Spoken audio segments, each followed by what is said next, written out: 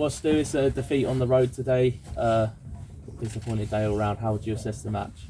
I thought in the first half it was like men against boys. We didn't compete for first and seconds. Take tactics, take shapes, take formations, take anything out of it at this level.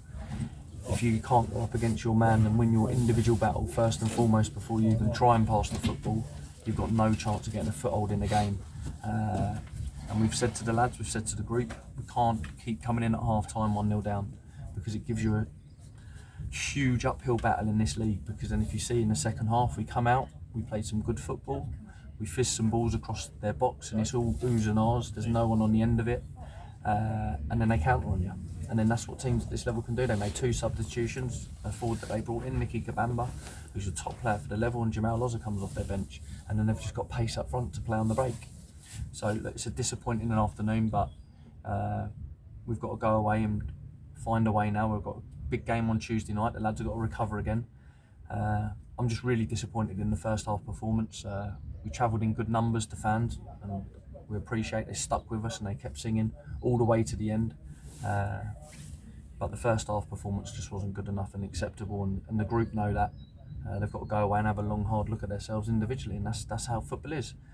Second half, the lads have come out and they've given everything that they can for it, but we've come up short today. Is that sort of we've been beaten games this season, and there's been no one for lack of effort and anything like that. But is that sort of disappointing in that first half? We were losing 50-50s, we were losing second balls.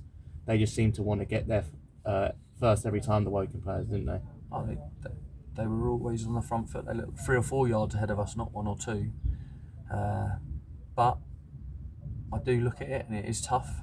We have had a month off. This is our 3rd game in quick succession now, and at this level it's intense. You've just seen their physicality and their fitness.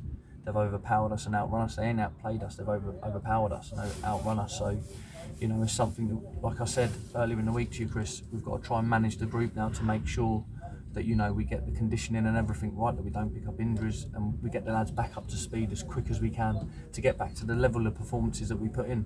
I think the Boreham Wood performance was their adrenaline. You get through it on adrenaline when you haven't played football and for a long time. You come back and you can give everything because your adrenaline gets you through it. And in the last 2 performances, we haven't shown the energy that we've shown, that energy and hunger and that real desire to want to keep the ball out of our net, and that real hunger and desire to get forward and want to create chances.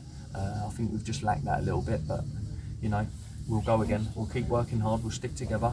We're still on good points per game for where we're at, and we'll go again. I don't know any of the results today, whether they went for us or didn't, but we'll go again.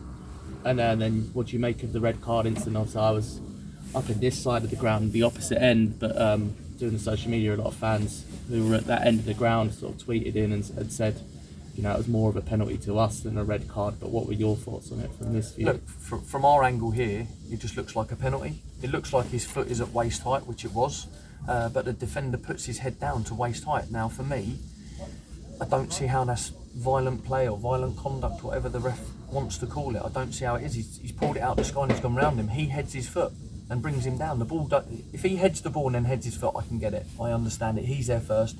He puts his foot into his head, but he wins the ball clearly. The ball runs off and he brings him down with his head. So I don't see how it can't be a penalty. But look, I'll watch it back on the video. It's easy now, the heat of the moment, you're frustrated. And I feel for the lad because, he's going to get a 3-game ban now if we can't get it rescinded, which we've tried a couple of times this season, and no matter whether it looks not like a red card on the video or not, it don't get rescinded, so you're kind of wasting your time trying to even appeal it. Just to say, I'd say, do you feel for Doug? You brought him on to make an impact, and I thought he'd come on and showed his pace a couple of times, and you're thinking, go on kid, go show what you got. And look, he come on, we were chasing the game, it was 2-0 at the time, we've come on, he's chasing the game, and the kid's got a lot to offer.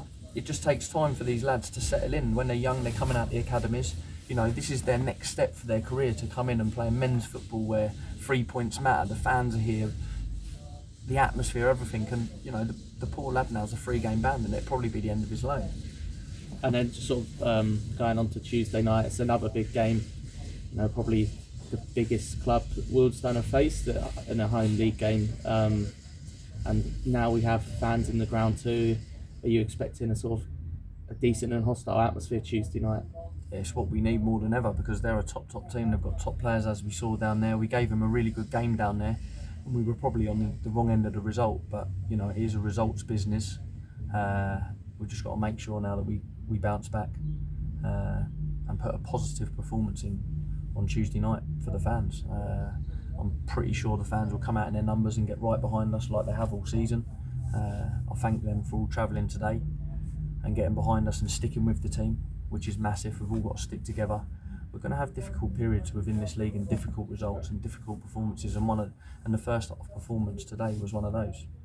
And then just sort of going on to Tuesday again, they've really hit form lately, haven't they? And they've picked up some big results. I think when you start looking at the league, I think all the top teams have. I think there was a shock result the other day with Chesterfield and Maidenhead, but they've had a lot of games in close succession and they've had a few injuries and they've had to chop and change their squad. But I think the top teams now are starting to find their gears. The Stockports, the Notts Counties, the Halifaxes, all of them, they're starting to find their gears now, and they're winning consistently within this level. But when you look at some of the squads they've got League 2 / League 1 squads, so you expect it.